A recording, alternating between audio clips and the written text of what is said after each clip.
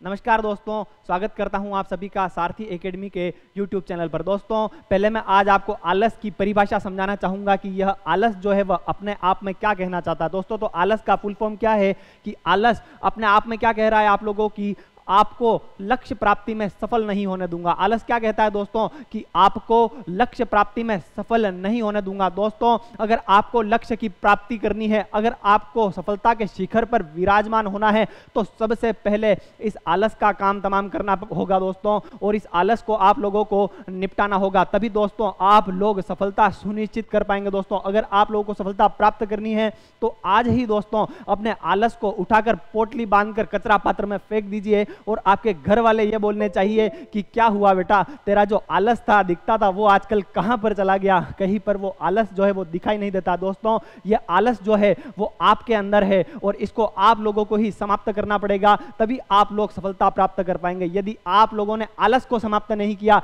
तो यह आलस आपको समाप्त कर देगा। यदि आप लोगों ने आलस को नहीं त्यागा तो ये दुनिया आपको त्याग देगी और ये सफलता आपको त्याग देगी। दोस्तों, इसी के साथ मैं शुरुआत करना चाहूंगा सितंबर 2022 के करंट अफेयर्स की। दोस्तों, आज हम लोग जो है राजस्थान समसामयिकी को पढ़ने वाले हैं, तो इसी के साथ दोस्तों शुरुआत करते हैं आज के करंट कांड की। राजस्थान समसामयिकी दोस्तों कौन से माह की पढ़ने वाले हैं, तो हम लोग सितंबर माह की राजस्थान समसामयिकी को पढ़ने वाले हैं। पहली ही खबर क्या थी दोस्तों कि आदि महोत्सव 2022।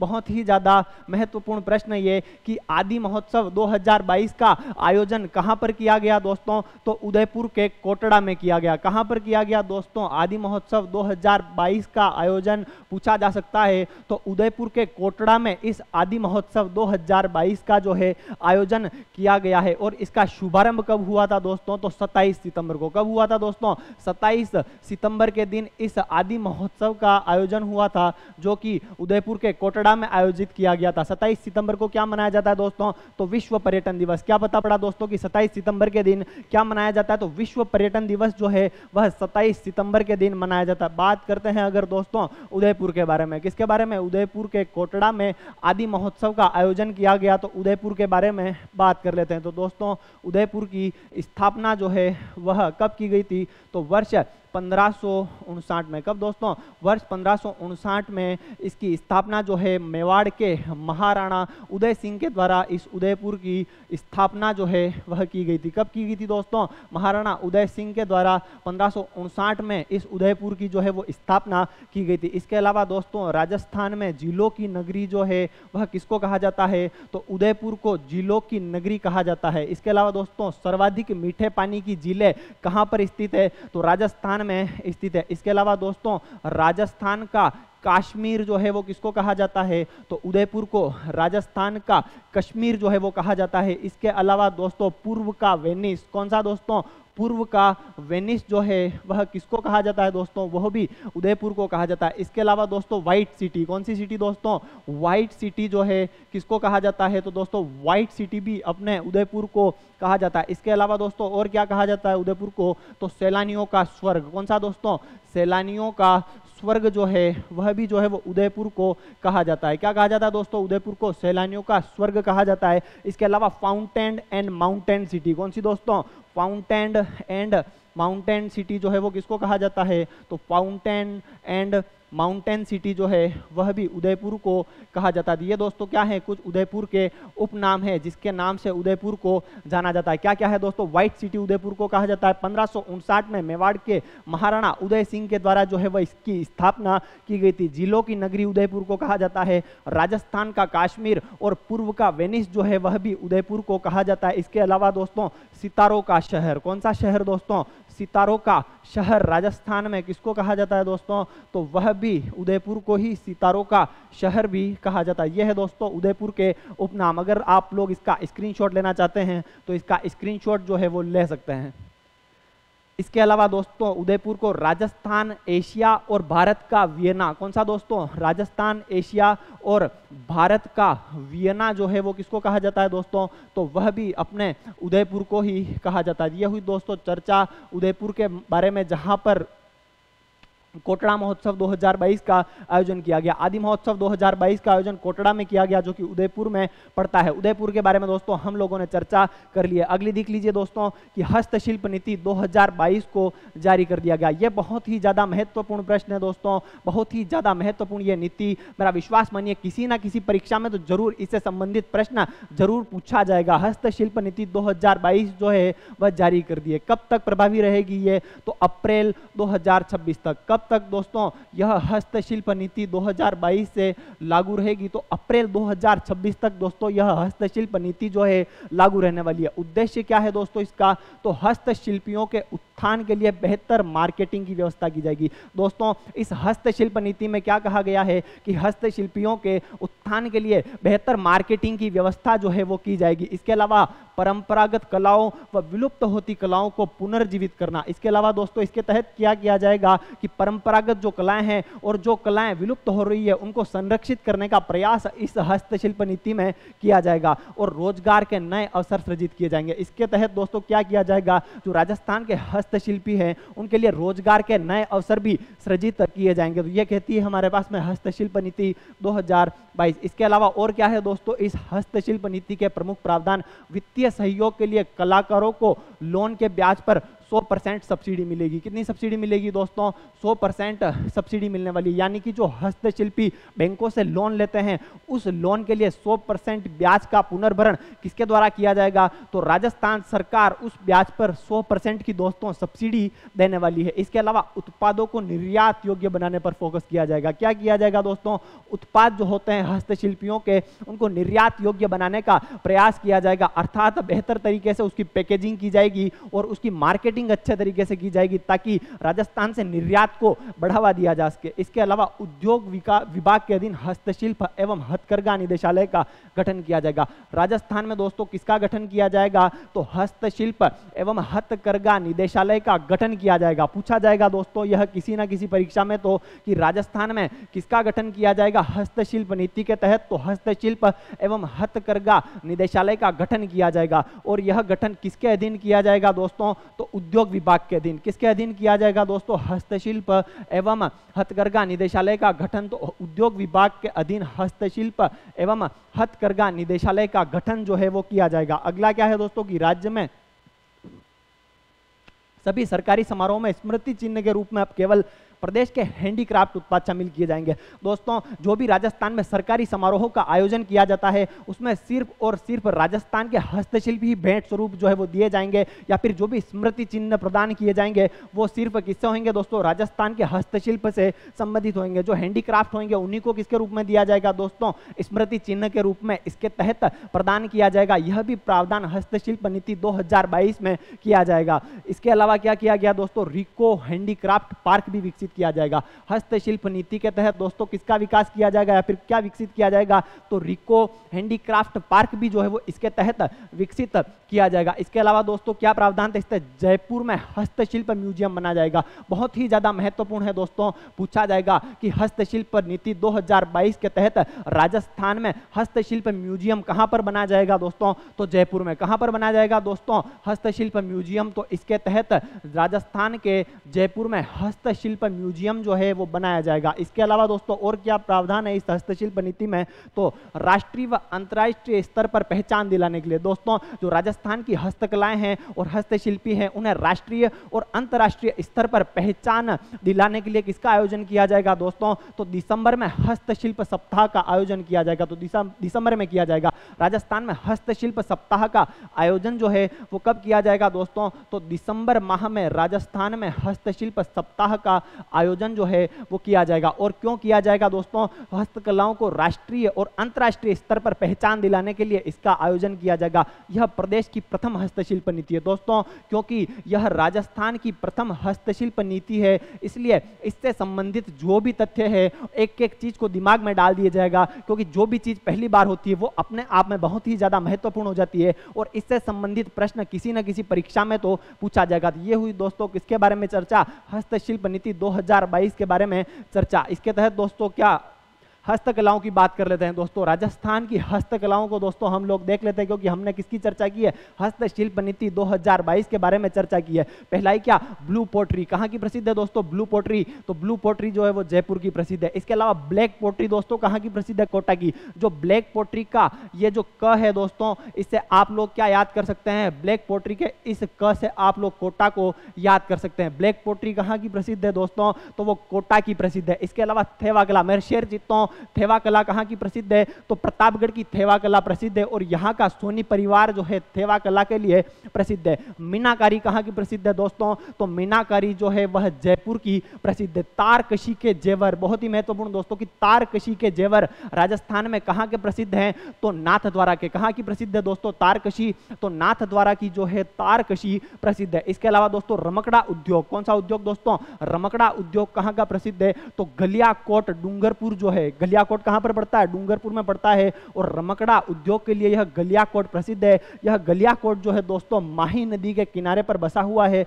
और डूंगरपुर में स्थित है। इसके अलावा दोस्तों और क्या है हमारे पास में कि काष्ठकला, काष्ठकला कहाँ की प्रसिद्ध है दोस्तों, तो बस्सी नाम का एक स्थान है चित्तौड़गढ़ में, यहाँ की काष्ठकला जो है वो प्रसिद्ध है। इसके अलावा दोस्तों बादले, जो बर्तन होते हैं वो कहाँ के प्रसिद्ध है, बादले, तो जोधपुर के प्रसिद्ध है बादले, और जिंक से बने हुए बर्तन होते हैं बादले, इनमें पानी जो है वो ठंडा रहता है। इसके अलावा दोस्तों जस्ते की बनी मूर्तियां, बादले दोस्तों जोधपुर के प्रसिद्ध है। इसके अलावा जस्ते की बनी मूर्तियां कहाँ की प्रसिद्ध है, तो जस्ते की बनी मूर्तियां भी दोस्तों जोधपुर की प्रसिद्ध है। इसके अलावा दोस्तों संगमरमर की मूर्तियां, जस्ते की मूर्तियां पूछ लें तो जोधपुर की प्रसिद्ध है, लेकिन संगमरमर की मूर्तियां अगर पूछे दोस्तों तो वह जयपुर की प्रसिद्ध है। इसके अलावा गलीचे और नमदे, कौन से दोस्तों, गलीचे या फिर नमदे कहाँ के प्रसिद्ध है, तो जयपुर और टोंक के गलीचे और नमदे प्रसिद्ध है। टोंक को क्या कहा जाता है दोस्तों, मीठे खरबूजों की नगरी टोंक को कहा जाता है। इसके अलावा नवाबों की नगरी जो है वो टोंक को कहा जाता है। राजस्थान का लखनऊ भी टोंक को कहा जाता है। कोटा डोरिया की साड़ियाँ, कौन सी दोस्तों, कोटा डोरिया की साड़ियाँ जो है वो कहाँ की प्रसिद्ध है,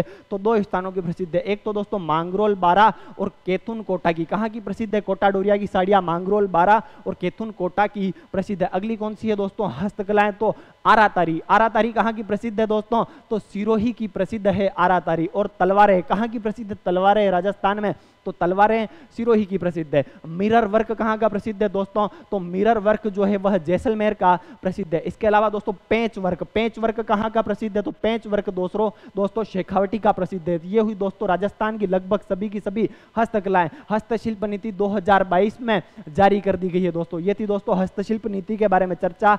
आगे की चर्चा देखते हैं कि अगली खबर क्या थी, तो उद्योग रत्न और निर्यात पुरस्कारों का वितरण किया गया। क्या किया गया दोस्तों, उद्योग रत्न और निर्यात पुरस्कारों का वितरण किया गया। निर्यात संवर्धन को प्रोत्साहन देने के लिए क्यों किया गया दोस्तों इस उद्योग रत्न और निर्यात पुरस्कारों का वितरण, तो राजस्थान में निर्यात संवर्धन को प्रोत्साहन देने के लिए, कि राजस्थान से चीजों को बाहर भेजने के लिए, निर्यात को बढ़ावा देने के लिए इन पुरस्कारों का वितरण किया गया। 29 निर्यातकों को निर्यात प्रोत्साहन पुरस्कार दिए गए। पूछा जाएगा दोस्तों कि राजस्थान के कितने निर्यातकों को निर्यात प्रोत्साहन पुरस्कार दिए गए, तो 29 निर्यातकों को निर्यात प्रोत्साहन पुरस्कार जो है दिए गए। कितने पुरस्कार दिए गए दोस्तों, निर्यात संवर्धन के प्रोत्साहन के लिए 29 निर्यातकों को निर्यात रत्न पुरस्कार दिया गया। और विभिन्न श्रेणियों में उत्कृष्ट प्रबंधन हेतु 13 उद्यमियों को, कितने उद्यमियों को दोस्तों, 13 उद्यमियों को उद्योग रत्न पुरस्कार से सम्मानित किया गया। तो पूछा जाएगा दोस्तों निर्यात रत्न पुरस्कार कितने निर्यातकों को प्रदान किया गया, तो 29 निर्यातकों को। दिमाग की गहराइयों में डाल दीजिएगा कि 29 निर्यातकों को निर्यात रत्न पुरस्कार जो है वो दिया गया है। और उद्यमियों को, 13 उद्यमियों को उद्योग रत्न पुरस्कार दिया गया। उद्योग रत्न पुरस्कार दोस्तों कितनों को दिया गया, तो 13 उद्यमियों को जो है उद्योग रत्न पुरस्कार जो है दिया गया। इसके अलावा दोस्तों इन्हीं पुरस्कारों के अंतर्गत राजस्थान हस्तशिल्प रत्न पुरस्कार, ये बहुत ही ज्यादा महत्वपूर्ण है दोस्तों। दिमाग की खिड़कियां खोल दीजिए कि राजस्थान हस्तशिल्प रत्न पुरस्कार किसको दिया गया दोस्तों, तो बाबूलाल मारोटिया को। किसको दिया गया दोस्तों, राजस्थान हस्तशिल्प रत्न पुरस्कार तो बाबूलाल मारोटिया को दिया गया। और यह बाबूलाल मारोटिया जो है कहाँ के रहने वाले हैं, तो बाबूलाल मारोटिया जो है वो जयपुर के रहने वाले हैं, जिन्हें हस्तशिल्प रत्न पुरस्कार से सम्मानित किया गया है। इसके अलावा दोस्तों राजस्थान बुनकर रत्न पुरस्कार, ये भी बहुत ही ज्यादा महत्वपूर्ण है दोस्तों कि राजस्थान बुनकर रत्न पुरस्कार किसको दिया गया? तो गंगा सिंह गौतम को दिया गया। किसको दिया गया? बुनकर रत्न पुरस्कार दोस्तों। तो गंगा सिंह गौतम को बुनकर रत्न पुरस्कार दिया गया। और यह गंगा सिंह गौतम जो है दोस्तों दौसा के रहने वाले। ये हुई दोस्तों किसके बारे में चर्चा? उद्योग रत्न और निर्यात पुरस्कारों के बारे में। आगे की चर्चा देखते हैं दोस्तों। अगली चर्चा क्या थी? इंदिरा गांधी शहरी रोजगार योजना का शुभारंभ हो गया। बहुत ज्यादा 5 स्टार दोस्तों यह योजना। विश्वास मान लीजिए मेरा, किसी ना किसी परीक्षा में तो इसी से संबंधित प्रश्न जरूर पूछा जाएगा। और यह योजना परीक्षा में जो है वह छपने वाली है कि इंदिरा गांधी शहरी रोजगार योजना का शुभारंभ हो गया। क्या है दोस्तों इसका उद्देश्य? तो गांवों की तर्ज पर शहरों में भी हर हाथ को रोजगार उपलब्ध कराने के लिए यह योजना जो है वह शुरू की गई है। क्यों शुरू की गई है दोस्तों? तो गांवों की तर्ज पर शहरों में भी हर हाथ को रोजगार उपलब्ध कराने के लिए यह योजना जो है वो शुरू की गई है। दोस्तों गांवों में क्या चल रही थी? मनरेगा योजना के तहत लोगों को क्या दिया जा रहा था? 100 दिन का रोजगार दिया जाता था। गांवों में तो दोस्तों लोगों को रोजगार मिल रहा था, लेकिन उसी तर्ज पर जो शहरों में लोगों को रोजगार प्रदान करने के लिए कौन सी योजना की शुरुआत की गई है? तो इंदिरा गांधी शहरी रोजगार योजना की शुरुआत की गई है। राज्य सरकार की योजना है दोस्तों। मनरेगा जो योजना है वह केंद्र सरकार की योजना है, लेकिन जो यह इंदिरा गांधी शहरी रोजगार योजना है वह दोस्तों राज्य सरकार के द्वारा वित्त पोषित है। शुभारंभ कब किया गया दोस्तों? ये जो डेट है 9 सितंबर 2022। कौन सी दोस्तों? 9 सितंबर 2022 को आप लोग दिमाग में छाप दीजिए, दिमाग से निकालना मत दोस्तों कि इंदिरा गांधी शहरी रोजगार योजना का शुभारंभ कब किया गया। तो 9 सितंबर 2022 को इस योजना का शुभारंभ किया गया है। और कहां से किया गया यह भी बहुत ही ज्यादा महत्वपूर्ण दोस्तों कि इंदिरा गांधी शहरी रोजगार योजना का शुभारंभ कहां से किया गया? तो खानिया की बावड़ी से किया गया। कहां पर है ये खानिया की बावड़ी? तो खानिया की बावड़ी से इस योजना की शुरुआत की गई। और दोस्तों यह खानिया की बावड़ी कहां पर स्थित है? तो खानिया की बावड़ी जो है जयपुर में स्थित है। दोस्तों पूछा जा सकता है कला से लेकर भी कि खानिया की बावड़ी राजस्थान में कहां पर स्थित है? तो खानिया की बावड़ी दोस्तों राजस्थान में जयपुर में स्थित है। इसके अलावा दोस्तों खानिया की बावड़ी 18वीं सदी में निर्मित बावड़ी है। दोस्तों यह जो खानिया की बावड़ी है 18वीं सदी में इसका निर्माण किया गया था। मतलब इसका बहुत ही ज्यादा ऐतिहासिक महत्व है हमारे पास में, जहां से इंदिरा गांधी शहरी रोजगार योजना की शुरुआत की गई। और क्यों की गई दोस्तों? तो मनरेगा की तर्ज पर इसको प्रारंभ किया गया। दोस्तों जो मनरेगा योजना चल रही थी उसकी तर्ज पर ही इस इंदिरा गांधी शहरी रोजगार योजना को शुरू किया गया। योजना के तहत क्या किया जाएगा दोस्तों? तो प्रदेश के 213 शहरी निकायों में, कितने शहरी निकायों में दोस्तों? तो राजस्थान के जो सभी 213 शहरी निकाय क्षेत्र हैं उसमें निवास करने वाले बेरोजगार परिवार को 100 दिन का रोजगार दिया जाएगा। कितने शहरी निकायों में दोस्तों? 213 शहरी निकायों में 100 दिन का रोजगार जो है वो प्रति परिवार को प्रदान किया जाएगा। इसका बजट कितना है दोस्तों योजना का? तो 800 करोड़। बहुत ही ज्यादा महत्वपूर्ण है दोस्तों। इंदिरा गांधी शहरी रोजगार योजना का बजट कितना है? तो 800 करोड़ रुपए। मतलब सरकार जो है दोस्तों इस योजना पर प्रति वर्ष 800 करोड़ रुपए जो है वो खर्च करने वाली है। इसके अलावा दोस्तों पात्रता क्या रहेगी इस योजना की? 18 से 60 वर्ष की आयु वाले सदस्य, जिस किसी भी व्यक्ति की आयु दोस्तों 18 वर्ष से लेकर 60 वर्ष के बीच में है दोस्तों, इस योजना के तहत रोजगार प्राप्त कर सकते हैं। अगर आप 18 साल से कम है या फिर 60 साल से आपकी आयु ज्यादा है तो इस योजना के लिए आप दोस्तों पात्र नहीं होंगे। इसके अलावा दोस्तों अकुशल श्रमिक, कितनी मजदूरी मिलने वाली है दोस्तों इस योजना के तहत? तो अकुशल श्रमिकों को कितने मिलेंगे दोस्तों? तो जो अकुशल श्रमिक है उनको प्रतिदिन कितने रुपए मिलेंगे दोस्तों? 259 रुपए जो है वो मिलने वाले हैं। इसके अलावा दोस्तों जो मेट होंगे इस योजना के तहत, तो मेट को कितने रुपए मिलने वाले हैं? तो मेट जो होंगे उनको 271 रुपए जो है वो प्रतिदिन इस योजना के तहत मिलने वाले हैं। और जो कुशल श्रमिक होंगे दोस्तों उनको कितने मानने वाले हैं? 283 रुपए। कुशल श्रमिकों को कितने मिलेंगे दोस्तों? 283 रुपए प्रतिदिन मिलेंगे। कैसे याद कर सकते हैं दोस्तों? जो अकुशल श्रमिक है उनको मिलेंगे दोस्तों 259 रुपए एक दिन में। अगर मेट है तो इससे 12 रुपए ज्यादा मिलेंगे, 271 रुपए प्रतिदिन मिलने वाले हैं। और अगर कुशल श्रमिक है तो उसको मेट से 12 रुपए ज्यादा मिलने वाले हैं, यानी कि 283 रुपए दोस्तों प्रतिदिन मिलने वाले हैं। तो यह है दोस्तों किसके बारे में चर्चा? इंदिरा गांधी शहरी रोजगार योजना के बारे में चर्चा। और इसको किसके तर्ज पर जो है वो शुरू किया गया है दोस्तों इंदिरा गांधी शहरी रोजगार योजना को? तो मनरेगा योजना की तर्ज पर शुरू किया गया है। किसकी तर्ज पर शुरू किया गया है दोस्तों? पूछा जा सकता है इंदिरा गांधी शहरी रोजगार योजना को किसकी तर्ज पर शुरू किया गया है? दोस्तों मनरेगा की तर्ज पर दोस्तों इस योजना को शुरू किया गया। दोस्तों बात करें अगर मनरेगा के बारे में तो नरेगा एक्ट कब आया था दोस्तों? तो नरेगा एक्ट जो आया था मेरे साथियों वो आया था वर्ष 2005 में। कब आया था दोस्तों नरेगा एक्ट?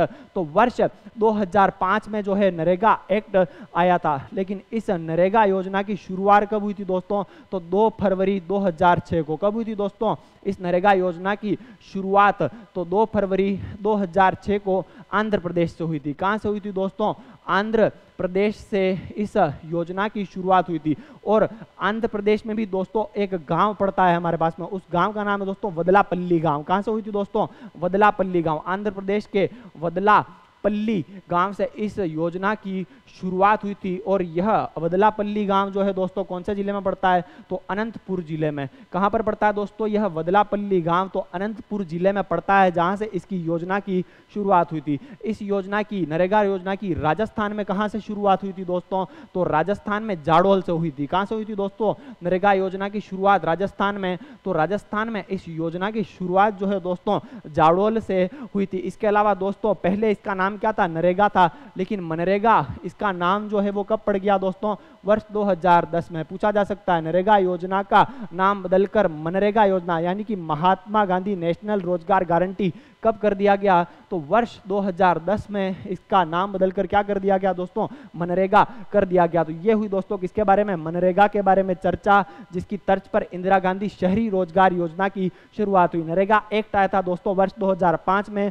2 फरवरी 2006 को आंध्र प्रदेश के वदलापल्ली से इस योजना की शुरुआत हुई थी। और यह वदलापल्ली जो है दोस्तों अनंतपुर जिले में पड़ता है। इसके अलावा दोस्तों राजस्थान में इस योजना की शुरुआत जाडौल से हुई थी। नरेगा योजना का वर्ष 2010 में नाम बदलकर क्या कर दिया गया दोस्तों? मनरेगा कर दिया गया था। आगे की खबर क्या थी दोस्तों?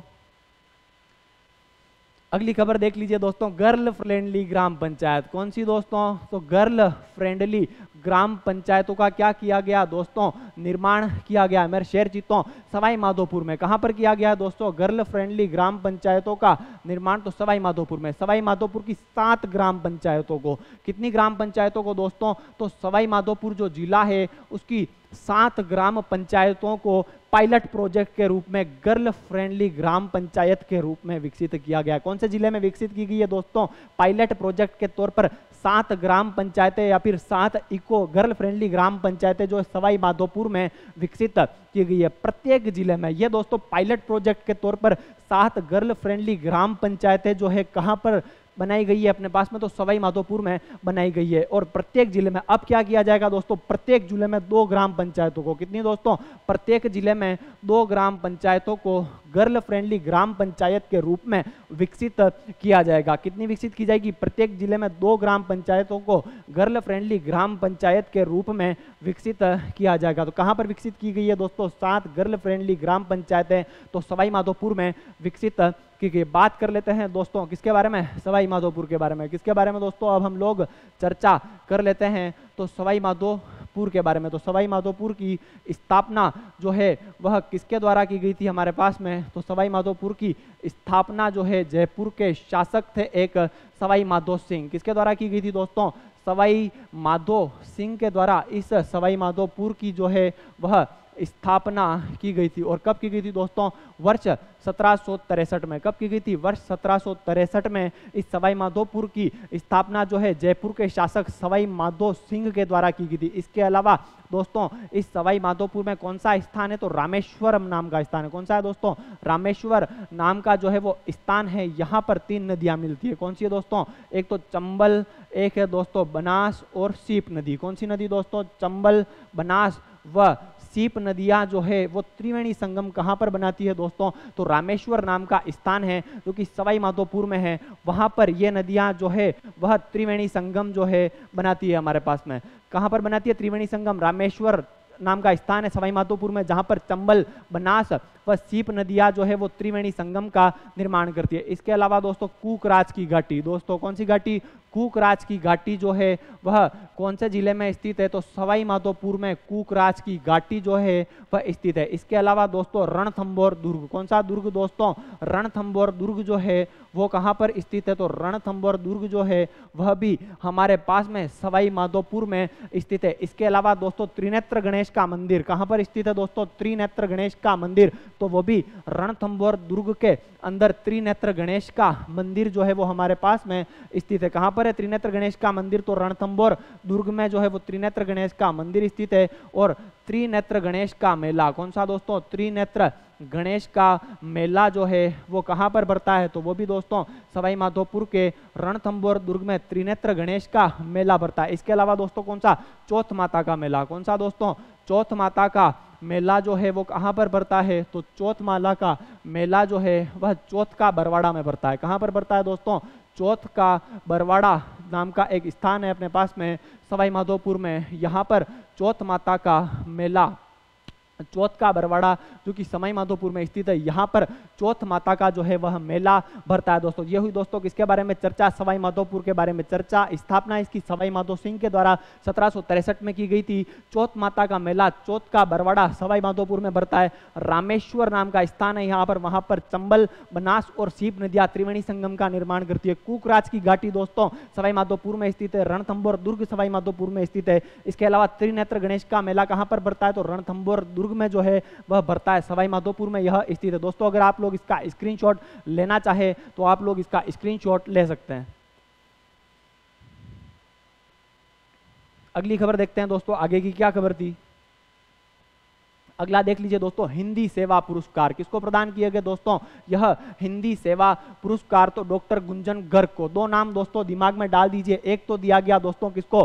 गुंजन गर्ग को, और एक दिया गया हमारे पास में गोपाल काबरा को। किनको दिए गए दोस्तों हिंदी सेवा पुरस्कार? तो एक तो दिया गया गुंजन गर्ग को दिया गया, और एक गोपाल काबरा को जो है हिंदी सेवा पुरस्कार से सम्मानित किया गया। क्यों दिया गया? तो चिकित्सा के क्षेत्र में उत्कृष्ट लेखन के लिए। दोस्तों इन्होंने क्या किया? चिकित्सा के क्षेत्र में उत्कृष्ट लेखन किया, इसके लिए इन्हें हिंदी सेवा पुरस्कार से सम्मानित किया गया। किसको? गुंजन गर्ग को और गोपाल काबरा को। पूछा जा सकता है दोस्तों आपको कि हिंदी सेवा पुरस्कार से किसको सम्मानित जो है किया गया है। इसके अलावा दोस्तों आगे की खबर क्या थी?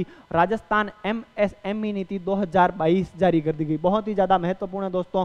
पहले हमने चर्चा की थी राजस्थान हस्तशिल्प नीति के बारे में, और अब हम लोग चर्चा करते हैं दोस्तों किसके बारे में? एमएसएमई नीति 2022 के बारे में। पूरा नाम क्या है इसका? राजस्थान सूक्ष्म लघु एवं मध्यम उद्यम नीति 2022 के बारे में। तो उद्देश्य क्या है दोस्तों इसका? तो राज्य के सकल घरेलू उत्पाद के साथ साथ निर्यात में एमएसएमई के योगदान को बढ़ावा देना है। तो इस एमएसएमई नीति का दोस्तों उद्देश्य क्या है? तो राजस्थान की जो जीडीपी है उसमें एमएसएमई के योगदान को जो है वो बढ़ावा देना है। इसके साथ ही राजस्थान का जो निर्यात है दोस्तों उसमें भी एमएसएमई जो है इसके योगदान को बढ़ावा देने के तहत यह नीति जो है लाएगी। प्रावधान क्या है दोस्तों इस नीति के? तो नीति के तहत 10,000 करोड़ का निवेश किया जाएगा। दोस्तों यह नीति क्या कहती है कि राजस्थान में एमएसएमई के क्षेत्र में 10,000 करोड़ का जो है वो निवेश किया जाने वाला है। कितना निवेश किया जाएगा दोस्तों? 10,000 करोड़ का निवेश किया जाएगा। इसके अलावा 1 लाख व्यक्तियों के लिए रोजगार उपलब्ध होंगे। क्या कहती है दोस्तों दूसरी बात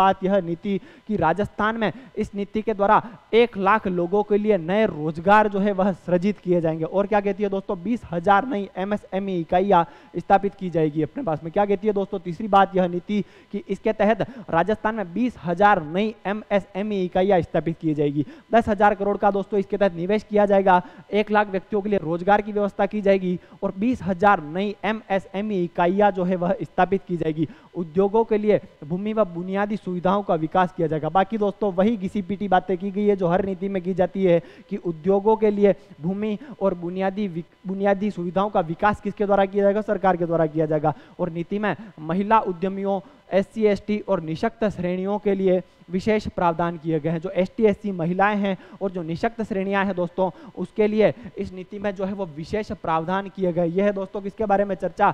एमएसएमई नीति 2022 के बारे में बात करते हैं दोस्तों। एमएसएमई के बारे में हमारे पास में तो वर्तमान में केंद्र सरकार में एमएसएमई जो मंत्री कौन है दोस्तों? तो एमएसएमई मंत्री जो है दोस्तों वो है हमारे पास में नारायण राणे। कौन है दोस्तों? एमएसएमई मंत्री तो नारायण नारायण राणे जो है वर्तमान में केंद्र सरकार में कौन है, MSME मंत्री है। इसके अलावा दोस्तों MSME टेक्नोलॉजी पार्क, कौन सा पार्क दोस्तों, राजस्थान में MSME टेक्नोलॉजी पार्क जो है वो कहाँ पर बनाने वाला है, कौन सा पार्क दोस्तों, MSME टेक्नोलॉजी पार्क जो है वह राजस्थान में कहाँ पर बनने वाला है। MSME टेक्नोलॉजी पार्क जो है दोस्तों राजस्थान में MSME टेक्नोलॉजी पार्क जो है वो कहाँ पर बनने वाला है, तो दौसा में बनेगा। ये बात मैं आपको दोस्तों पहले पढ़ा चुका हूँ कि MSME टेक्नोलॉजी पार्क राजस्थान के दौसा में बनने वाला है। इससे कितना निवेश किया जाएगा दोस्तों इसके तहत राजस्थान में, तो 100 करोड़ रुपए की लागत से यह MSME टेक्नोलॉजी पार्क जो है दौसा में बनाया जाने वाला है। और इससे क्या हो जाएगा दोस्तों, 5000 युवाओं को रोजगार मिलेंगे। कितने युवाओं को रोजगार मिलेंगे दोस्तों इस MSME टेक्नोलॉजी पार्क से, तो 5000 युवाओं को इससे रोजगार के नए अवसर जो है वो प्राप्त होने वाले हैं। ये हुई दोस्तों किसके बारे में चर्चा, MSME के बारे में। MSME मंत्री कौन है, Narayan Rane. MSME technology park कहां पर बनाया जाने वाला है, दौसा में। कितनी लागत से बनेगा, 100 करोड़ की लागत से बनने वाला है और इससे 5000 युवाओं को रोजगार के नए अवसर प्राप्त होने वाले। दोस्तों अगर आप लोग इसका स्क्रीनशॉट लेना चाहते हैं तो स्क्रीनशॉट ले सकते हैं।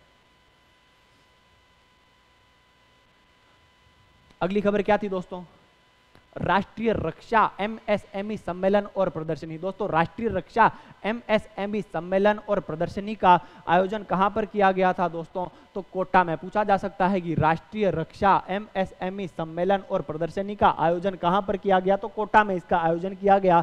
और यह जो सम्मेलन था इसमें 50 से अधिक कंपनियों और रक्षा क्षेत्र में कार्य कर रहे स्टार्टअप ने भाग लिया था। तो राष्ट्रीय रक्षा MSME सम्मेलन और प्रदर्शनी का आयोजन जो है राजस्थान के कोटा में किया गया था। बात कर लेते हैं दोस्तों किसके बारे में, कोटा के बारे में। तो राजस्थान का कानपुर, कौन सा दोस्तों, राजस्थान का कानपुर किसको कहा जाता है दोस्तों, तो कोटा को राजस्थान का कानपुर कहा जाता है। इसके अलावा दोस्तों राजस्थान की शिक्षा नगरी, कौन सी दोस्तों, राजस्थान की शिक्षा नगरी किसको कहा जाता है, तो कोटा को ही राजस्थान की शिक्षा नगरी कहा जाता है। इसके अलावा दोस्तों वर्तमान नालंदा, कौन सा दोस्तों, वर्तमान नालंदा किसको कहा जाता है दोस्तों, तो कोटा को ही वर्तमान नालंदा कहा जाता है। और यह कोटा जो है वो चंबल नदी के किनारे पर स्थित है। कौन सी नदी के किनारे पर स्थित है दोस्तों, यह कोटा चंबल नदी के किनारे पर जो है वह स्थित है। इसके अलावा राजस्थान की औद्योगिक नगरी, कौन सी नगरी दोस्तों, राजस्थान की औद्योगिक नगरी जो है वह भी हमारे पास में कोटा को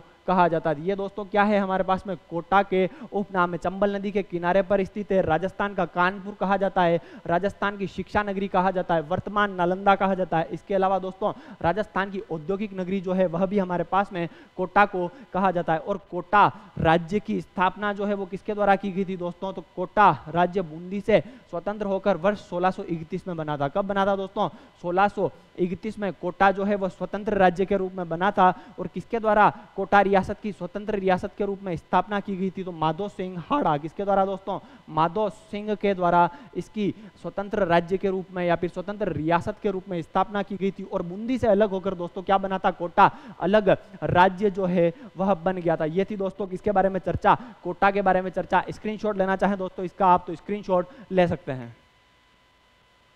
अगली खबर क्या थी दोस्तों, नशा मुक्त राजस्थान निदेशालय के गठन को मंजूरी। दोस्तों राजस्थान नशा मुक्त राजस्थान निदेशालय के गठन को मंत्रिमंडल के द्वारा मंजूरी दे दी गई। तो राजस्थान को नशा मुक्त बनाने के लिए पूछा जा सकता है दोस्तों कि राजस्थान को नशा मुक्त बनाने के लिए किसका गठन किया जाएगा, तो नशा मुक्त राजस्थान निदेशालय का गठन किया जाएगा। क्यों किया जाएगा, तो राजस्थान को नशा मुक्त बनाने के लिए इसका गठन किया जाएगा। नशा मुक्त राजस्थान निदेशालय का गठन किया जाएगा। साथ ही anti narcotics task force, Rajasthan नशा मुक्त राजस्थान निदेशालय के साथ ही दोस्तों और किसका गठन किया जाएगा, तो एंटी नारकोटिक टास्क फोर्स है दोस्तों, इसको थोड़ा करेक्शन कर लीजिएगा, एंटी नारकोटिक्स टास्क फोर्स का गठन हो जाएगा। यानी कि ANTF तथा एंटी नारकोटिक्स यूनिट का भी जो है वो गठन इसके तहत किया जाएगा। तो दोस्तों ये किसके बारे में चर्चा थी, नशा मुक्त राजस्थान निदेशालय के बारे में नशा मुक्त बनाने के लिए प्रदेश को इसका गठन जो है वह किया जाएगा। ये थी दोस्तों किसके बारे में चर्चा।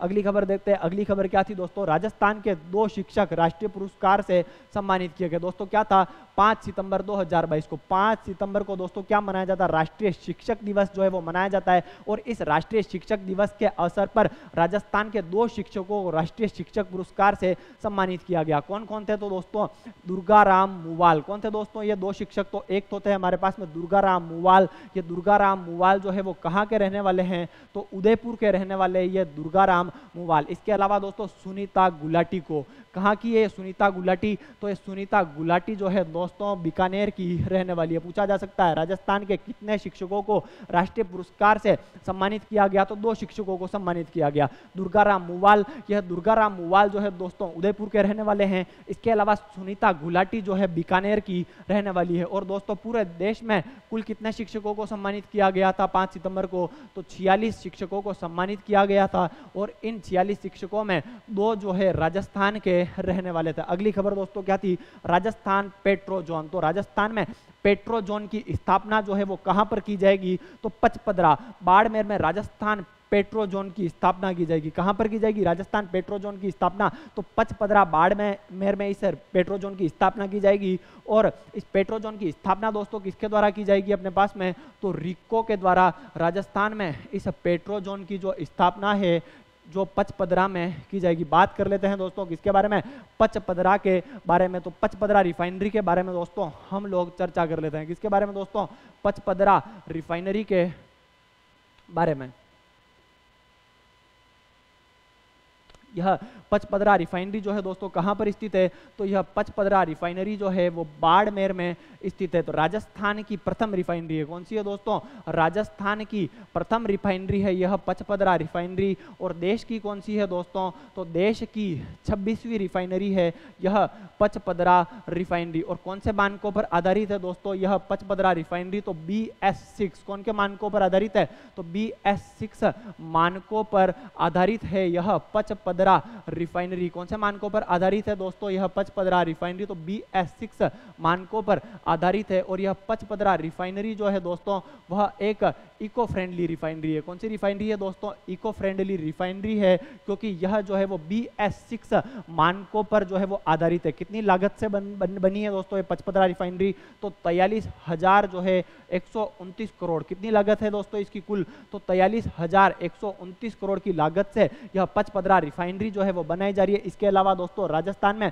पेट्रोकेमिकल कॉम्प्लेक्स, कहां पर दोस्तों, राजस्थान में पेट्रोकेमिकल कॉम्प्लेक्स जो है उसकी स्थापना जो है वो कहां पर की जाएगी, तो इस पेट्रोकेमिकल कॉम्प्लेक्स की स्थापना भी दोस्तों कहां पर की जाएगी, वो पचपदरा बाड़मेर में ही जो है वो की जाएगी। और इस पचपदरा रिफाइनरी की दोस्तों कुल वार्षिक क्षमता कितनी है दोस्तों, तो 9 मिलियन मीट्रिक टन इस पचपदरा रिफाइनरी की वार्षिक क्षमता है। कितनी है दोस्तों, 9 मिलियन मीट्रिक टन जो है वो इस पचपदरा रिफाइनरी की वार्षिक जो है वह क्षमता है अपने पास में। दोस्तों क्या थी पचपदरा रिफाइनरी के बारे में, पेट्रो जोन कहां पर बनने वाला है, तो पचपदरा बाड़मेर में बनने वाला है। पचपदरा बाड़मेर में ही दोस्तों क्या है अपने पास में, पचपदरा रिफाइनरी है जो कि बाड़मेर में है। 9 मिलियन मीट्रिक टन दोस्तों इसकी वार्षिक क्षमता है। राजस्थान की प्रथम रिफाइनरी है यह पचपदरा रिफाइनरी, देश की 26वीं रिफाइनरी है। इसके अलावा दोस्तों 43,129 करोड़ की लागत से यह रिफाइनरी बनी है। पेट्रोकेमिकल कॉम्प्लेक्स की स्थापना भी यहां पर की गई है। और यह पचपदरा रिफाइनरी दोस्तों BS6 मानकों पर आधारित है, अर्थात यह रिफाइनरी जो है दोस्तों क्या है, एक इको फ्रेंडली रिफाइनरी है। आप लोग दोस्तों इसका स्क्रीनशॉट लेना चाहते हैं तो स्क्रीनशॉट ले सकते हैं। और यहां पर दोस्तों पेट्रो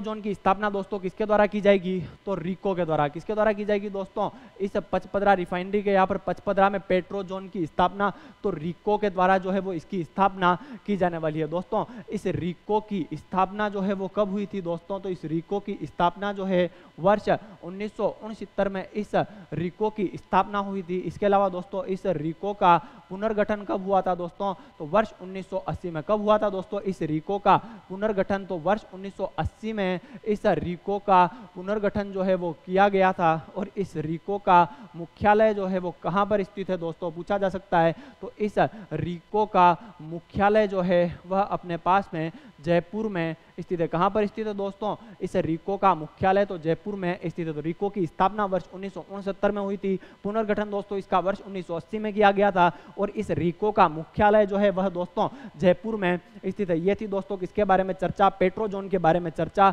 और इस पेट्रो जोन की स्थापना जो है दोस्तों पचपदरा में की जाने वाली है। इस पचपदरा में जो दोस्तों पचपदरा झील कहाँ पर स्थित है? तो वो भी यहाँ पर स्थित है। और राजस्थान में सर्वश्रेष्ठ नमक का उत्पादन जो है वो इसी पचपदरा झील से जो है वो किया जाता है, जिसमें NaCl की मात्रा 98% तक होती है। राजस्थान में सबसे खराब किस्म का नमक जो है वो सांभर झील से उसका उत्पादन जो है वह किया जाता है। तो अगला खबर क्या थी दोस्तों कि मेट मजदूरी में वृद्धि कर दी गई। क्या कर दी गई दोस्तों? मेट की मजदूरी में वृद्धि कर दी। वर्ष 2022-23 से मनरेगा में नियोजित जो दोस्तों मेट हैं, मनरेगा में कार्य करते हैं, तो मनरेगा में नियोजित मेटों की मजदूरी 235 रुपए प्रति दिवस से बढ़ाकर 240 रुपए कर दी गई। दोस्तों पहले इन मेटों की मजदूरी कितनी थी दोस्तों? तो 235 रुपए इनको प्रतिदिन प्रदान किए जाएंगे, लेकिन अब कितने प्रदान किए जाएंगे दोस्तों इनको? तो दिन के 240 रुपए जो है वो प्रदान किए जाएंगे। तो मेटों की मजदूरी में कितनी वृद्धि कर दी गई दोस्तों? तो 5 रुपए की वृद्धि कर दी गई है। और ये मेट आसानी से इनके वेतन में इतनी वृद्धि कर दी गई है कि एक पार्ले जी का बिस्किट, क्या दोस्तों? एक पार्ले जी का बिस्किट दोस्तों यह रोज एक्स्ट्रा खरीद कर खा सकते हैं। इतनी वृद्धि कर दी है सरकार के द्वारा मेटों की मजदूरी में। यह थी दोस्तों मेट मजदूरी में कितनी वृद्धि कर दी गई है दोस्तों? मेट मजदूरी में तो 5 रुपए की वृद्धि जो है वह कर दी गई है। अगली खबर क्या थी दोस्तों? राजस्थान एक्सपोर्ट प्रमोशन काउंसिल का गठन। किसका गठन किया जाएगा दोस्तों? राजस्थान एक्सपोर्ट प्रमोशन काउंसिल के गठन को मंजूरी मिल गई है। तो प्रदेश के उद्योगों के निर्यात संबंधी विषयों की मॉनिटरिंग व उससे संबंधित परेशानियों को दूर करने के लिए, जो दोस्तों प्रदेश के निर्यात से संबंधित विषय हैं उनकी मॉनिटरिंग करने के लिए और उनसे संबंधित जो निर्यात में आने वाली दोस्तों परेशानियां हैं उनको समाधान करने के लिए किसके गठन को मंजूरी मिली है? तो राजस्थान एक्सपोर्ट प्रमोशन काउंसिल जो है उसके गठन को मंजूरी मिल गई है। दोस्तों राजस्थान एक्सपोर्ट प्रमोशन काउंसिल का गठन किया गया। राजसिको के चेयरमैन राजीव अरोड़ा को पहला अध्यक्ष चुना गया। दोस्तों तो ये जो राजस्थान एक्सपोर्ट प्रमोशन काउंसिल है उसका पहला चेयरमैन किसको चुना गया? तो राजीव अरोड़ा को इसका पहला चेयरमैन जो है वो चुना गया। और ये राजीव अरोड़ा किसके अध्यक्ष है दोस्तों? राजसिको के अध्यक्ष है। किसके हैं दोस्तों? राजीव अरोड़ा राजसिको के अध्यक्ष हैं, जिन्हें राजस्थान एक्सपोर्ट प्रमोशन काउंसिल का चेयरमैन जो है वह अध्यक्ष जो है वह चुना गया। बात कर लेते हैं दोस्तों किसके बारे में? राजसिको के बारे में। किसके बारे में दोस्तों?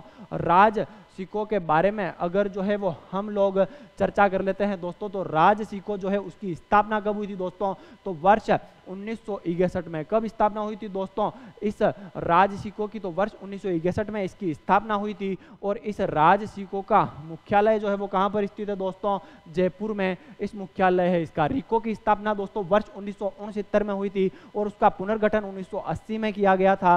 और उसका मुख्यालय कहां पर दोस्तों? रीको का, वो भी जयपुर में स्थित है। लेकिन राजसिको की स्थापना वर्ष 1961 में कर दी गई थी और इसका मुख्यालय जो है वो जयपुर में स्थित है। और राजसिको क्या कार्य करता है दोस्तों? तो राजसिको जो है वो लघु उद्योगों को ऋण प्रदान करता है। क्या प्रदान करता है दोस्तों राजसिको? तो लघु उद्योगों को ऋण जो है इस राजसिको के द्वारा प्रदान किया जाता है। और इस राजसिको के जो चेयरमैन है राजीव अरोड़ा, उनको उसका क्या कर दिया गया है दोस्तों? प्रथम अध्यक्ष जो है वो बना दिया गया। राजस्थान एक्सपोर्ट प्रमोशन काउंसिल का प्रथम अध्यक्ष राजीव अरोड़ा को बना दिया गया, जो कि राजसिको के चेयरमैन है। तो ये थी दोस्तों किसके बारे में चर्चा। अगला देख लीजिए तस्नीम महजबीन। क्यों खबरों में थी दोस्तों यह तस्नीम महजबीन? तो यूके के मैनचेस्टर में संपन्न वन यंग वर्ल्ड समिट में भाग लिया। तो दोस्तों वन वर्ल्ड में किसने भाग लिया दोस्तों? तो तस्नीम महजबीन ने भाग लिया था। और इस वन यंग वर्ल्ड समिट का आयोजन कहां पर किया गया था? तो यूके के मैनचेस्टर में इसका दोस्तों आयोजन किया गया था। और यह तस्नीम महजबीन जो है वो उदयपुर की निवासी है। पूछा जा सकता है तो यूके में संपन्न वन यंग वर्ल्ड समिट में किसने भाग लिया था? तो तस्नीम ने भाग लिया था, जो कि उदयपुर की रहने वाली है। अगली खबर दोस्तों, मुख्यमंत्री चिरंजीवी जीवन रक्षा योजना का शुभारंभ कर दिया गया। यह बहुत ही ज्यादा महत्वपूर्ण है दोस्तों, छपने वाली योजना है। विश्वास मानिए मेरा, किसी ना किसी परीक्षा में तो मेरे शेर चित्तों यह योजना जो है वो जरूर पूछी जाएगी। इससे संबंधित तथ्य किसी ना किसी परीक्षा में तो पूछा जाएगा। तो मुख्यमंत्री मुख्यमंत्री चिरंजीवी जीवन रक्षा योजना का शुभारंभ हो गया। यह दिमाग की गहराइयों में छाप लीजिए दोस्तों। मुख्यमंत्री चिरंजीवी जीवन रक्षा योजना का शुभारंभ कब हुआ दोस्तों? तो 6 सितंबर 2022 को। कब हुआ दोस्तों इस योजना का शुभारंभ? तो 6 सितंबर 2022 को इस योजना का शुभारंभ हुआ। इंदिरा गांधी शहरी रोजगार योजना का शुभारंभ कब हुआ? 9 सितंबर 2022 को। उससे जस्ट 3 दिन पहले यानी कि 6 सितंबर 2022 को मुख्यमंत्री चिरंजीवी जीवन रक्षा योजना का शुभारंभ जो है वो किया गया। योजना के तहत सड़क दुर्घटना में घायल देश के किसी भी राज्य का निवासी बिना किसी एफआईआर अथवा औपचारिकता के इस योजना से संबंध सरकारी अथवा निजी अस्पताल में 72 घंटे इलाज उपचार प्राप्त कर सकता है। दोस्तों क्या होता है, अगर सड़क दुर्घटना अगर हो जाती है तो उसको जब अस्पताल में ले जाया जाता है जब व्यक्ति को, तब डॉक्टर कहते हैं पहले पुलिस को बुलाओ या फिर पहले एफआईआर कराओ और उसके बाद में ही दोस्तों क्या उसका उपचार जो है वो शुरू किया जाता है। लेकिन इस योजना के तहत क्या किया जाएगा दोस्तों, न सिर्फ राजस्थान का बल्कि देश में किसी भी राज्य का निवासी है और उसका एक्सीडेंट अगर हुआ है तो इस योजना के तहत बिना किसी एफआईआर के कोई एफआईआर दर्ज नहीं की जाएगी और पहले कोई औपचारिकता नहीं की जाएगी। बिना किसी एफआईआर के और बिना किसी औपचारिकता के 72 घंटे तक उसको क्या मिलेगा दोस्तों, उपचार जो है वो मिलने वाला है। 72 घंटे तक वह सरकारी या फिर निजी अस्पतालों में दोस्तों क्या कर सकते हैं, उपचार प्राप्त कर सकते हैं और इस 72 घंटे के बाद में उसका पूरा उपचार होने के बाद में एफआईआर की जा सकती है और औपचारिकता की शुरुआत 72 घंटे के बाद में की जाएगी। तो दोस्तों क्या यह योजना सिर्फ राजस्थान के निवासियों के लिए है? नहीं दोस्तों, यह योजना सिर्फ राजस्थान वालों के लिए नहीं बल्कि देश के किसी भी नागरिक के लिए यह शुरू की गई है। इसका लाभ सभी को मिल सकता है। इसके लिए चिरंजीवी योजना का पात्र होना आवश्यक नहीं है। दोस्तों इस योजना का लाभ लेने के लिए जो मुख्यमंत्री चिरंजीवी स्वास्थ्य बीमा योजना चलाई जा रही है उसका पात्र होना आवश्यक जो है वह नहीं है। बात कर लेते हैं दोस्तों किसके बारे में, चिरंजीवी स्वास्थ्य बीमा योजना के बारे में। किसके बारे में दोस्तों, तो चिरंजीवी स्वास्थ्य बीमा योजना के बारे में। राजस्थान में कौन सी योजना चलाई जा रही है दोस्तों, चिरंजीवी स्वास्थ्य बीमा योजना जो है वह राजस्थान में चलाई जा रही है। इसकी शुरुआत कब हुई थी दोस्तों, मुख्यमंत्री चिरंजीवी स्वास्थ्य बीमा योजना की तो मई 2021 में इस योजना की शुरुआत की गई थी और इस योजना के तहत 5 लाख का स्वास्थ्य बीमा दिया जाता था। कितना दिया जाता था दोस्तों, इस योजना के तहत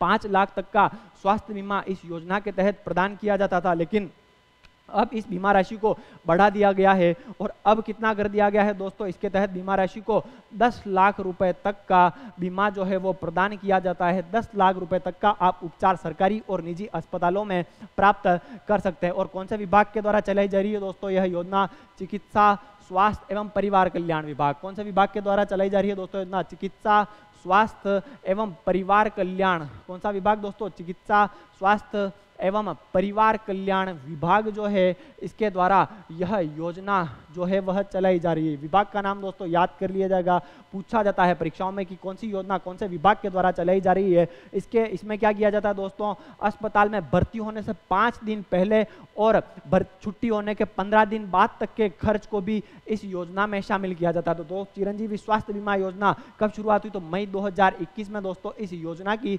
शुरुआत हुई थी और चिकित्सा स्वास्थ्य एवं परिवार कल्याण विभाग के द्वारा इस योजना को चलाया जा रहा है। 5 लाख तक का स्वास्थ्य बीमा दिया जाता है। यह बीमा बढ़ाकर अब कितना कर दिया गया दोस्तों, 10 लाख रुपए तक का कर दिया गया है। और इस योजना में दोस्तों 5 दिन पहले जो आप भर्ती होते हैं उससे 5 दिन पहले व छुट्टी के 15 दिन बाद तक का खर्च जो है इस योजना में शामिल जो है वह किया जाता है। यह है दोस्तों कौन सी, चिरंजीवी स्वास्थ्य बीमा योजना। इसके अलावा मुख्यमंत्री चिरंजीवी जीवन रक्षा योजना जो है वो 6 सितंबर 2022 से शुरू हो गई। इंदिरा गांधी शहरी रोजगार योजना जो है दोस्तों 9 सितंबर 2022 से शुरुआत उसकी कर दी गई राजस्थान में। दोस्तों स्क्रीनशॉट लेना चाहते हैं तो आप लोग इसका स्क्रीनशॉट ले सकते हैं।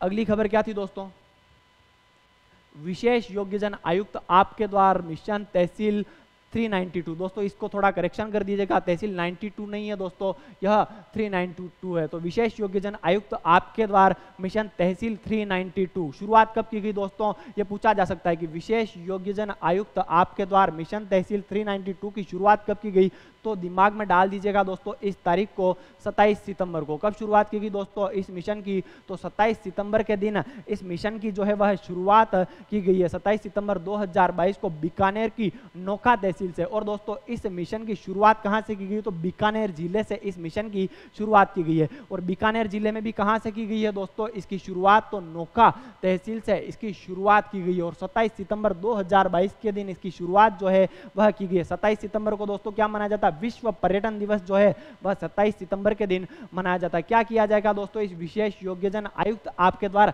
मिशन के तहत, तो कार्यक्रम के तहत 7 संभागों के 33 जिलों यानी कि पूरे राजस्थान में जो 7 संभाग है उनके 33 जिले हैं एवं 392 तहसीलों में। कितनी तहसीलें हैं दोस्तों, 392 तहसील है। इसलिए इसका नाम क्या रखा गया दोस्तों, मिशन तहसील 392 इसका नाम रखा गया। और 4-5 माह की समयावधि में व्यक्तिशः उपस्थित होकर दिव्यांगजनों की जन सुनवाई कर मौके पर ही समस्याओं का निस्तारण करने का प्रयास किया जाएगा। दोस्तों जो दिव्यांगजन हैं उनको अपनी समस्याओं का समाधान करवाने के लिए अधिकारियों के दफ्तरों के चक्कर नहीं लगाने पड़ेंगे। और इस मिशन के तहत क्या किया जाएगा दोस्तों, विशेष योग्यजन आयुक्त होंगे और अन्य अधिकारी होंगे, वो खुद जो है दिव्यांगजनों के घर पर जाएंगे और उनकी समस्याओं का समाधान जो है करेंगे। उनकी समस्याओं का दोस्तों इस मिशन के तहत निपटारा होने वाला है। और यह मिशन राजस्थान के सभी 7 संभागों के 33 जिलों में चलने वाला है और 392 तहसीलों में यह मिशन चलने वाला है, जिसकी शुरुआत बीकानेर के नोका से की गई। और 27 सितंबर 2022 के दिन दोस्तों इस मिशन की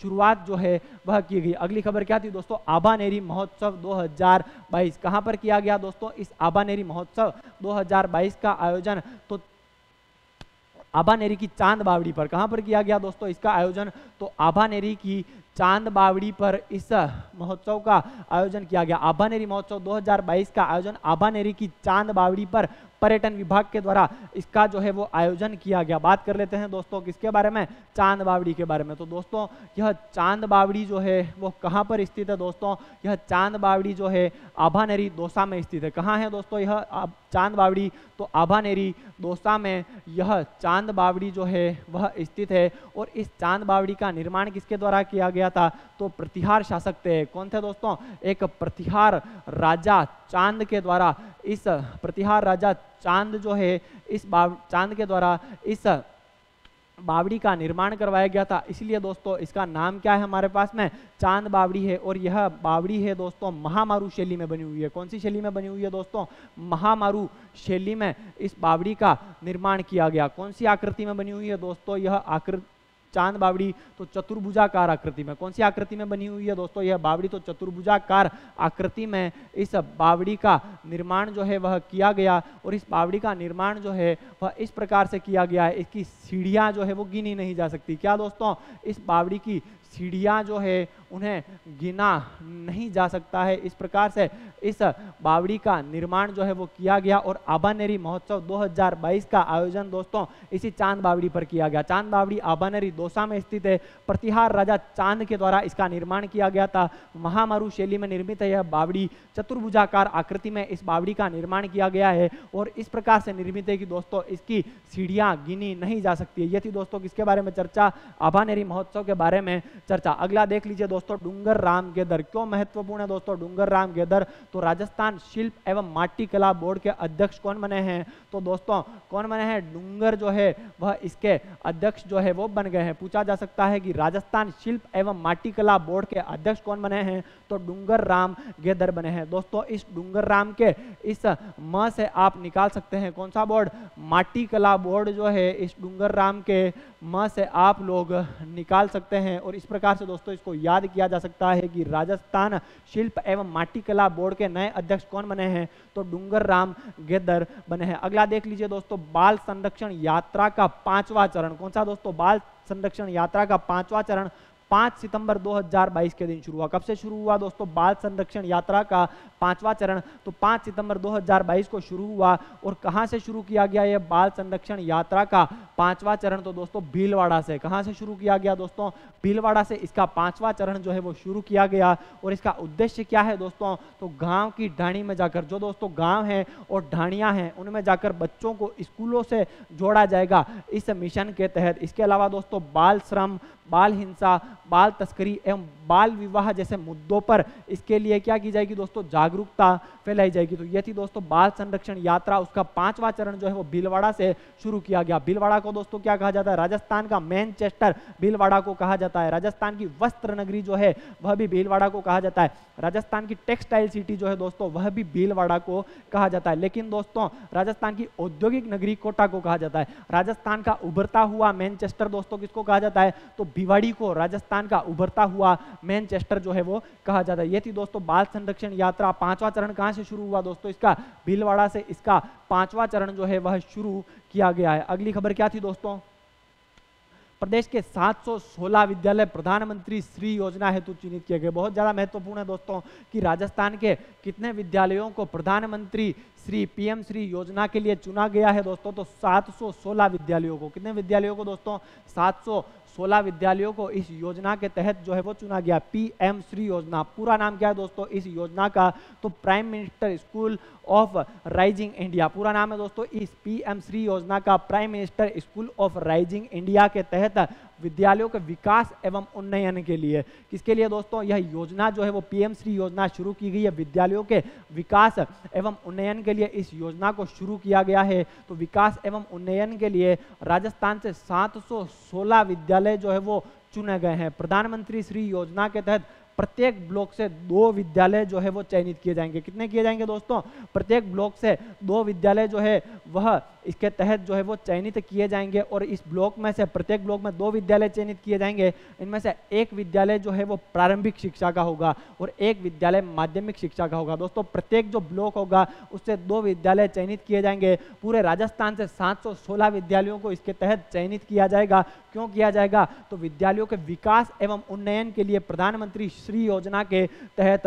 और ये जो विद्यालय चुने जाएंगे दोस्तों, प्रत्येक ब्लॉक से एक विद्यालय दोस्तों प्रारंभिक शिक्षा का होने वाला है और एक विद्यालय जो है वो माध्यमिक शिक्षा का होगा। दोस्तों बात करते हैं दोस्तों किसके बारे में, प्रधानमंत्री श्री योजना के बारे में। तो पूरा नाम क्या है दोस्तों इस पीएम श्री योजना का, तो दोस्तों इसका पीएम श्री योजना का पूरा नाम है प्राइम मिनिस्टर स्कूल या फिर प्रधानमंत्री स्कूल्स फॉर राइजिंग इंडिया। कब शुरुआत की, तो 5 सितंबर 2022 को। क्या था दोस्तों, 5 सितंबर 2022 को शिक्षक दिवस जो है वो मनाया जाता है। तो 5 सितंबर 2022 को शिक्षक दिवस के अवसर पर प्रधानमंत्री नरेंद्र मोदी के द्वारा दोस्तों इस पीएम श्री योजना की जो है वह घोषणा कर दी गई थी। क्यों की गई थी दोस्तों, तो यह एक केंद्रीय योजना है। दोस्तों क्या है, यह पीएम श्री योजना जो है वह एक केंद्र सरकार की योजना है।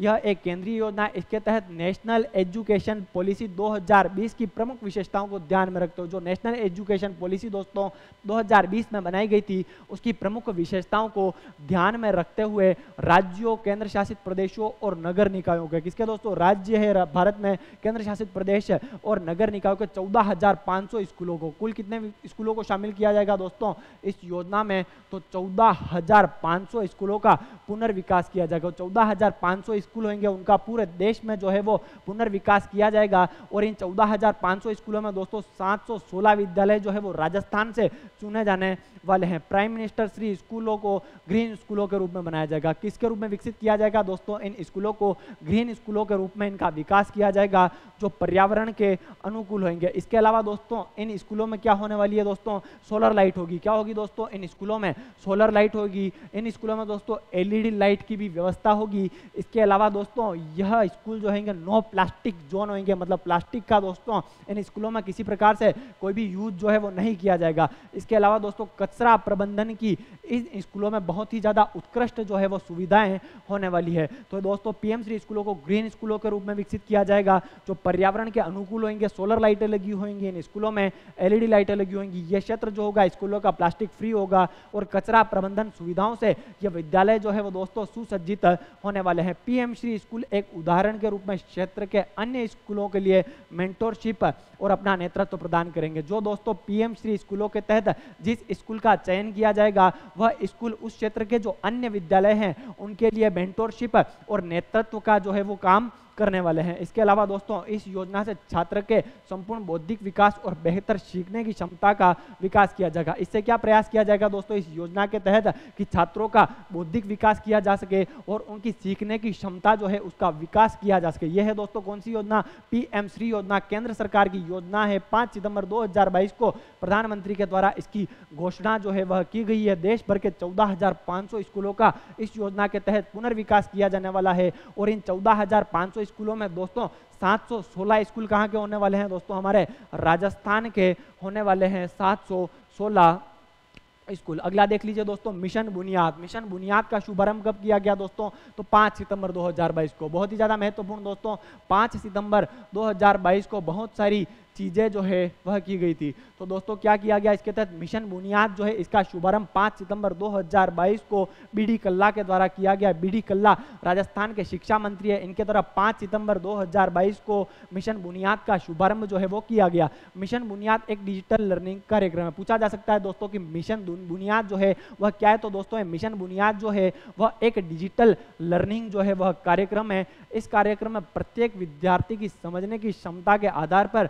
उसे व्यक्तिगत पढ़ने की सामग्री सॉफ्टवेयर के द्वारा प्रदान की जाती है। दोस्तों क्या है इस कार्यक्रम के तहत क्या किया जाता है, जो प्रत्येक विद्यार्थी है उसको उसकी पढ़ने की सामग्री जो है वो उसके सॉफ्टवेयर या फिर ऐप के माध्यम से प्रदान जो है वह की जा सकती है। इसलिए एक डिजिटल लर्निंग जो है वह कार्यक्रम है। उद्देश्य क्या है दोस्तों इस मिशन बुनियाद का, तो डिजिटल इंफ्रास्ट्रक्चर को मजबूत करना। क्या है दोस्तों इस मिशन बुनियाद का उद्देश्य, तो डिजिटल इंफ्रास्ट्रक्चर जो है उसको मजबूत करना है और विद्यार्थियों की सीखने की क्षमता बढ़ेगी। दोस्तों डिजिटल इंफ्रास्ट्रक्चर अगर राजस्थान में मजबूत हो जाएगा तो विद्यार्थी जो है उनकी सीखने की क्षमता में वृद्धि होगी, क्योंकि उनकी पढ़ने की जो सामग्री है दोस्तों वह उन्हें सॉफ्टवेयर के माध्यम से मुहैया करवा दी जाएगी। इसके अलावा दोस्तों ड्रॉप आउट रेट में जो है वो कमी आ जाएगी। सॉफ्टवेयर के माध्यम से दोस्तों उन्हें अध्ययन सामग्री मिल जाएगी तो ड्रॉप आउट रेट में कमी आ जाएगी और स्कूल छोड़ने वाले विद्यार्थियों की संख्या क्या हो जाएगी दोस्तों, थोड़ी सी कम हो जाएगी। ये थी दोस्तों मिशन बुनियाद, जिसका शुभारंभ 5 सितंबर 2022 को राजस्थान के शिक्षा मंत्री बीडी कल्ला के द्वारा किया गया। अगली देख लीजिए दोस्तों खबर, धौलपुर भरतपुर चंबल परियोजना को अनुमति। दोस्तों मंत्रिमंडल के द्वारा राजस्थान में धौलपुर भरतपुर चंबल परियोजना को अनुमति मिल गई। तो सीएम गहलोत ने पेयजल की सुचारू उपलब्धता के लिए, क्योंकि दोस्तों इस पेयजल परियोजना को मंजूरी, तो पेयजल जो है उसकी सुचारू उपलब्धता के लिए इस 3106 करोड़ की धौलपुर भरतपुर चंबल परियोजना की घोषणा की है। दोस्तों जो धौलपुर और भरतपुर का जो क्षेत्र है वहां पर पेयजल की समस्या का समाधान करने के लिए चंबल परियोजना की शुरुआत की गई है या फिर उसकी घोषणा की गई है और धौलपुर और जो भरतपुर जिले हैं उनकी पेयजल की समस्या को चंबल नदी के द्वारा पानी लाकर समाप्त किया जाएगा। इसका कुल बजट कितना है दोस्तों, तो 3106 करोड़ रुपए की लागत से यह परियोजना जो है वो पूरी होने वाली है अपने पास में। परियोजना से शहरी और ग्रामीण क्षेत्रों में पेयजल समस्या से निजात मिलेगी। जो दोस्तों धौलपुर और भरतपुर के जो शहरी और ग्रामीण क्षेत्र है, न सिर्फ शहरी क्षेत्र दोस्तों बल्कि जो धौलपुर और भरतपुर के शहरी और ग्रामीण क्षेत्र है उनमें दोस्तों पेयजल की समस्या से इससे निजात मिल जाएगी और पेयजल का पानी जो है वो चंबल नदी के द्वारा धौलपुर और भरतपुर में पहुंचा दिया जाएगा और सिंचाई के लिए भी पानी उपलब्ध होगा। दोस्तों इसके लिए न सिर्फ पेयजल के लिए पानी उपलब्ध होने वाला है बल्कि किसानों को सिंचाई के लिए भी इस परियोजना से पानी उपलब्ध जो है वो होने वाला है। और दोस्तों कुल लागत कितनी होने वाली है दोस्तों इस परियोजना की, तो 3106 करोड़ रुपए। दिमाग में डाल दीजिएगा दोस्तों, इस परियोजना की कुल लागत जो है दोस्तों 3106 करोड़ रुपए जो है वो होने वाली है। ये थी दोस्तों कौन सी परियोजना, भरतपुर धौलपुर परियोजना, जिसको मंत्रिमंडल के द्वारा क्या दे दी गई दोस्तों, मंजूरी जो है वह दे दी गई है। बात करते हैं दोस्तों किसके बारे में, चंबल नदी के बारे में। किसके बारे में दोस्तों, चंबल नदी के बारे में अगर हम लोग चर्चा अगर जो है वो कर लेते हैं तो चंबल नदी जो है दोस्तों इसका उद्गम कहाँ से होता है दोस्तों, तो जानापाव पहाड़ी से। कहाँ से होता है दोस्तों इस चंबल नदी का उद्गम, तो जानापाव पहाड़ी से इसका उद्गम होता है जो कि विंध्याचल पर्वतमाला में स्थित है यह जानापाव पहाड़ी, और मध्य प्रदेश में यह जानापाव पहाड़ी स्थित है, जिससे इस चंबल नदी का दोस्तों क्या होता है हमारे पास में उद्गम होता है। और इस चंबल नदी की जो है वो कुल लंबाई कितनी है दोस्तों, तो 1051 किलोमीटर जो है वह इस चंबल नदी की जो है वह कुल लंबाई है दोस्तों। इस चंबल नदी का संगम जो है दोस्तों यमुना में होता है। कहाँ में होता है दोस्तों, इस चंबल नदी का संगम जो है यमुना नदी में हो जाता है। कहाँ पर होता है दोस्तों, यमुना नदी में इस चंबल नदी का संगम होता है। और कहाँ पे होता है, तो इटावा में होता है। कहाँ पर होता है दोस्तों, इटावा जो कि उत्तर प्रदेश में स्थित है, वहां पर यह नदी जो है वह यमुना नदी से मिल जाती है अपने पास में। यह दोस्तों कौन सी नदी, चंबल नदी। जहानापा पहाड़ी से दोस्तों इसका उद्गम होता है, 1051 किलोमीटर लंबी, और इसका संगम यमुना से जो है वो इटावा उत्तर प्रदेश में हो जाता है दोस्तों। इसके अलावा चंबल नदी को चर्मणवती नदी कहा जाता है दोस्तों। क्या कहा जाता है, चर्मणवती नदी जो है वो किसको कहा जाता है, तो चर्मणवती नदी, या फिर दोस्तों कामधेनु नदी और बारहमासी नदी। कौन सी दोस्तों, चर्मणवती नदी, कामधेनु नदी और बारहमासी नदी जो है वो किसको कहा जाता है दोस्तों, तो इसी चंबल नदी को चर्मणवती, कामधेनु और बारहमासी नदी भी जो है वो कहा जाता है। चूलिया जलप्रपात, कौन सा दोस्तों, चूलिया जलप्रपात जो है वह कौन सी नदी पर स्थित है दोस्तों, तो यह चूलिया प्रपात जो है इस चंबल नदी पर स्थित है। और यह चूलिया जलप्रपात जो है दोस्तों राजस्थान का सबसे ऊंचा जलप्रपात है। कौन सा है दोस्तों, राजस्थान का सबसे ऊंचा जो है वह जलप्रपात जो है यह चूलिया जलप्रपात है। इसके अलावा चंबल नदी जो है दोस्तों इसके किनारे पर कौन सा शहर बसा हुआ है, तो चंबल नदी के किनारे पर अपने पास में दोस्तों कोटा शहर जो है वो चंबल नदी के किनारे पर स्थित है। और इसी चंबल नदी पर कोटा जो शहर है उसमें हैंगिंग ब्रिज है दोस्तों। कौन सा ब्रिज है, राजस्थान का एकमात्र हैंगिंग ब्रिज और राजस्थान का सबसे लंबा हैंगिंग ब्रिज जो है इस चंबल नदी पर कोटा में जो है वो बना हुआ है, जो कि 1500 मीटर दोस्तों लंबा है। और इसका अपवाह क्षेत्र कौन सा है दोस्तों, इस चंबल नदी का, तो यह चंबल नदी जो है वो कहाँ कहाँ पर बहती है, कहाँ पर इसका दोस्तों अपवाह क्षेत्र है, तो दोस्तों कोटा, बूंदी, कौन से क्षेत्रों में बहती है दोस्तों, तो कोटा, बूंदी। इसके अलावा दोस्तों चित्तौड़गढ़ में भी यह चंबल नदी जो है वो बहती है, 84गढ़ में कोटा, बूंदी। इसके अलावा दोस्तों करौली, धौलपुर और सवाई माधोपुर, कहाँ पर बहती है दोस्तों चंबल नदी, कोटा, बूंदी, करौली। इसके अलावा दोस्तों धौलपुर और सवाई माधोपुर, कोटा, बूंदी, करौली, धौलपुर और सवाई माधोपुर, इन क्षेत्रों से दोस्तों यह चंबल नदी जो है वो बहती है अपने पास में। और रामेश्वर नाम का स्थान है, कहाँ पर है दोस्तों, रामेश्वर नाम का स्थान है हमारे पास में, कहाँ पर है दोस्तों, रामेश्वर नाम का स्थान जो है वो सवाई माधोपुर में स्थित है। रामेश्वर नाम का स्थान दोस्तों सवाई माधोपुर में स्थित है। और यहाँ पर कौन सी नदियाँ मिलती है दोस्तों, चंबल, बनास और सीप नदियाँ जो है दोस्तों यहाँ पर रामेश्वर नाम के स्थान पर मिलती है। ये कौन सी थी दोस्तों, चंबल नदी थी, जिसके द्वारा धौलपुर और भरतपुर की प्यास बुझाने का कार्य करने वाला है, वहाँ पर पेयजल की आपूर्ति इसके द्वारा की जाती है। चंबल नदी उद्गम जहानापा पहाड़ी से होता है, विंध्याचल पर्वत मध्य प्रदेश से 1000 किलोमीटर लंबी है। इसका संगम यमुना नदी से इटावा उत्तर प्रदेश में हो जाता है। चूलिया जलप्रपात इस चंबल नदी पर स्थित है, जो कि राजस्थान का सबसे ऊंचा जलप्रपात है। अपवाह क्षेत्र दोस्तों इसका कोटा, बूंदी, चित्तौड़गढ़, करौली, धौलपुर और सवाई माधोपुर में है। इसके किनारे पर दोस्तों कोटा शहर बसा हुआ है, और ये कोटा शहर जो है वो यहाँ पर हैंगिंग ब्रिज है, इस चंबल नदी पर बना हुआ है। चर्मणवती नदी, कामधेनु नदी और बारहमासी नदी दोस्तों इसी चंबल नदी को कहा जाता है। और रामेश्वर नाम का स्थान है दोस्तों सवाई माधोपुर में, जहां पर चंबल, बनास और सीप नदियों का क्या हो जाता है दोस्तों, संगम हो जाता है। ये थी दोस्तों कौन सी नदी, चंबल नदी। स्क्रीनशॉट लेना चाहें तो दोस्तों आप लोग इसका स्क्रीनशॉट ले सकते हैं।